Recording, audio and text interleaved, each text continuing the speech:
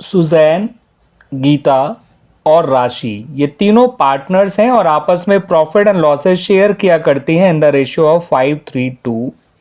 उनकी balance sheet as eight 31 मार्च 2024 कुछ इस तरह से दे रखी है।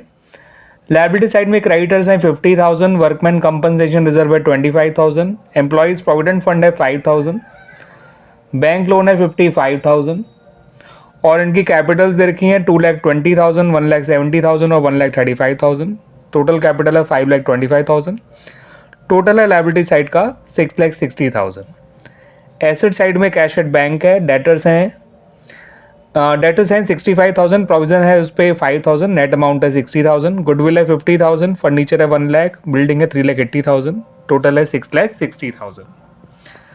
अब पार्टनर्स ने अपने इस फर्म को डिसॉल्व कर दिया, अपनी पार्टनरशिप फर्म को ऑन 1 अप्रैल 2024 और उसके बाद ये फॉलोइंग ट्रांजैक्शंस हुई हैं at the time of dissolution. Realisation expenses जो हैं वो ₹2 लाख है और उसको जो है 2,000 है बच्चों, ये 2 लाख मैंने गलती से लिख दिया, इतने ज़्यादा रियलाइजेशन एक्सपेंसेस नहीं है, ये 2,000 है और इसको सुजैन ने पे किया है on behalf of the firm.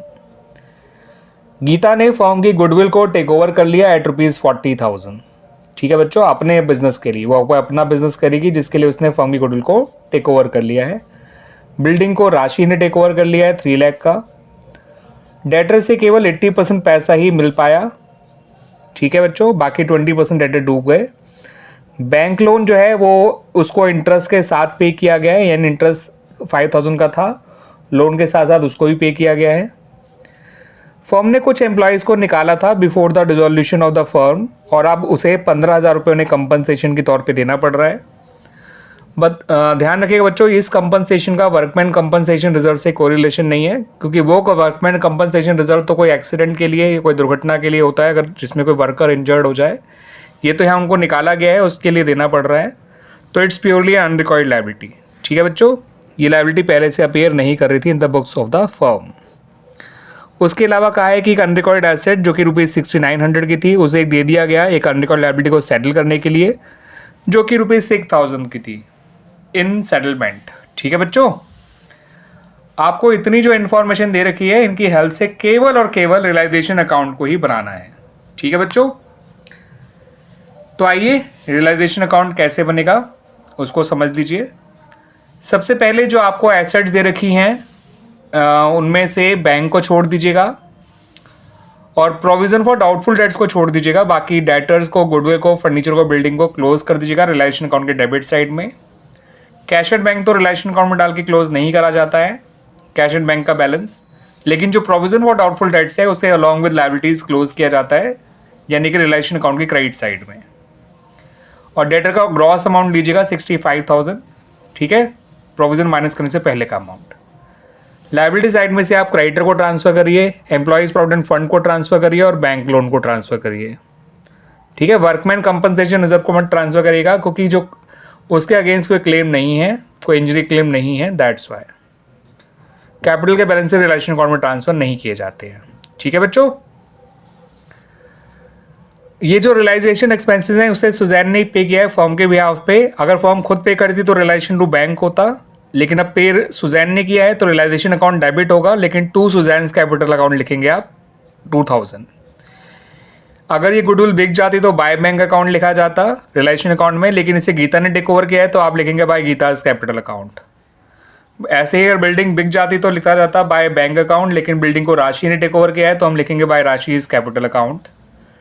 Debtor से जितना ही पैसा मिला है 80%, 65,000 का 80% निकालेंगे 51,000 आएगा, 52,000 आएगा, वो जो है हम बाय बैंक अकाउंट लिखेंगे बच्चों। बैंक लोन 55,000 था जिसको आपने 5,000 के इंटरेस्ट के साथ पे किया है, तो टू बैंक, इसे आप 60,000 लिखिएगा। ये जो आपको कंपनसेशन पे करना पड़ रहा है एम्प्लॉयज़ को रिटर्न करने के लिए, निकालने के लिए, ये भी टू बैंक के नाम से ही आएगा। ठीक है बच्चों, अनरिकॉर्ड एसेट को आपने अनरिकॉर्ड लायबिलिटी को हैंड ओवर किया, इसकी आप कोई एंट्री नहीं करेंगे, रिकॉर्ड करेंगे, ये कहीं भी रिकॉर्ड नहीं किया जाएगा इन द रियलाइजेशन अकाउंट। अब देखिए पॉइंट्स तो सारे खत्म हो गए हैं, मगर लायबिलिटी साइड में क्रेडिटर्स के बारे में कुछ नहीं कहा गया, एम्प्लॉयज़ प्रोविडेंट फंड के बारे में कुछ नहीं कहा गया, इनको आप पूरा पूरा पे कर दीजिएगा, उनकी बुक वैल्यू जितने वैल्यू उनकी बुक्स में दिखे उतना अमाउंट। और एसेट साइड में फर्नीचर के बारे में कुछ नहीं कर रखा, तो हम ये मानेंगे कि फर्नीचर के बदले पूरा पैसा मिल गया है, क्योंकि किसी भी टेंजिबल एसेट के सेल के बारे में अगर कोई इन्फॉर्मेशन नहीं होती है तो हम ये मानते हैं कि बुक वैल्यू जितना पैसा उस हमें मिल गया है from that asset. Provision for doubtful debts को आगे पे नहीं करना होता है, उसे बस क्लोज ही किया जाता है। इतने पॉइंट कर लीजिए बच्चों, फिर आपको रियलाइजेशन का गेन या लॉस जो भी है वो मिल जाएगा, जिसे आप पार्टनर्स के पुराने रेशियो में बांट देंगे। आइए अब जो मैंने बोला है उसको देख भी लीजिए। तो बच्चों पहला काम आपको सारी एसेट्स को क्लोज करना है, ये यहाँ तक, ठीक है बच्चों। डेटर्स का ग्रॉस अमाउंट 65,000 है, गुडविल का अमाउंट है 50,000, फर्नीचर का अमाउंट है 1 लाख और बिल्डिंग का अमाउंट है 3,80,000। प्रोविज़न का अमाउंट था 5,000 जो इधर डाल के क्लोज किया गया। क्रेडिटर थे 50,000, एम्प्लॉयज़ प्रोविडेंट फंड था ₹5,000, बैंक लोन था 55,000। ठीक है बच्चों, तो ये पहला काम हमने एसेट क्लोज किया, दूसरा काम हमने लायबिलिटीज़ क्लोज करी है। ठीक है बच्चों, अब जैसे जैसे पॉइंट आते गए उनको मैंने लिख तो दिया है, मैं आपको समझाता जाता हूँ साथ साथ। ये जो रियलाइजेशन एक्सपेंसेस थे जो सुजैन ने पे किए फर्म के बिहाफ पे, ये वो है 2,000। ठीक है बच्चों, जो गीता ने गुडविल टेक ओवर करी है ये उसके लिए लिखा जाएगा, और गुडविल उसने ली है 40,000 की, तो यहाँ 40,000 लिखिएगा। है कितने की उससे ज़्यादा ज़रूरी होता है कि लिया कितने का गया है। ठीक है बच्चों, बिल्डिंग को राशि ने टेक ओवर किया है तो बाय राशिज कैपिटल अकाउंट लिख दीजिए इसको।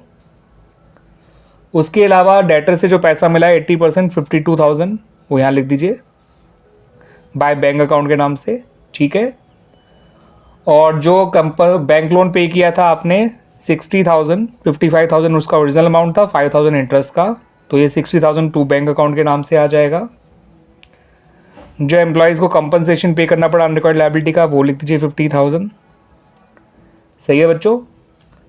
और क्रेडिटर के बारे में मैंने कहा था बच्चों कि उसके बारे में जैसे कुछ भी मेंशन नहीं कर रखा, तो उनको आप पूरा 50,000 पे कर दीजिए, ईपीएफ का पूरा 5,000 पे कर दीजिए, फर्नीचर का पूरा 1 लाख मान लीजिए मिल गया है।